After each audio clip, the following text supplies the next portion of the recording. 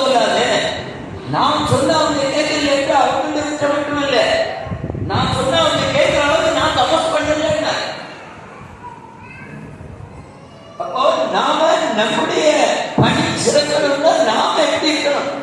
தபஸ்களாக இருக்கணும். நாம சமயங்களை சொல்றோம், சமயத்துல பிள்ளைகள் வரல, 10 பிள்ளைகள் தான் வருது, 5 பிள்ளைகள் தான் வருது அப்படின்னு சொல்றோம். பிள்ளைகள் நிறைய வரல, ஏன் வரல? என்ன வரல?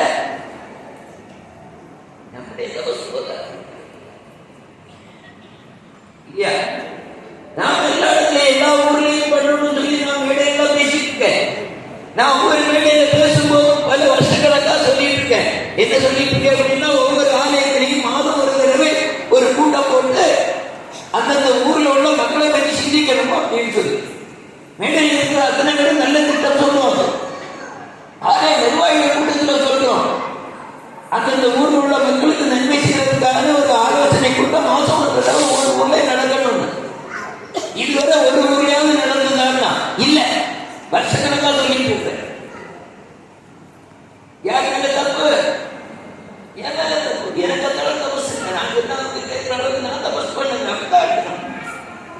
அதே மாதிரி நாம சொன்னா ஊரில் உள்ள எல்லாரும் இங்க இப்ப சின்னவர்கள் மாணவர்கள் மட்டும் இல்ல, பெரியவர்களும்.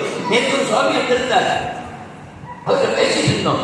அப்ப கேட்கிறாரு, நீங்க மாணவர்களுக்கு மட்டும்தானே சொல்லி, இப்ப மாணவர்களோட பெரியவர்களுக்கு தான் அவசியம் தெரியும். நான் சொன்னேன், இப்ப இல்ல, நாங்க பெரியவர்களே வர சொல்றோம், பெரியவங்க வந்திருக்காங்க. இந்த தடவை வித்யாஜோதி பட்டம் வாங்க போறதுல ஒருவங்களுக்கு வயசு 60.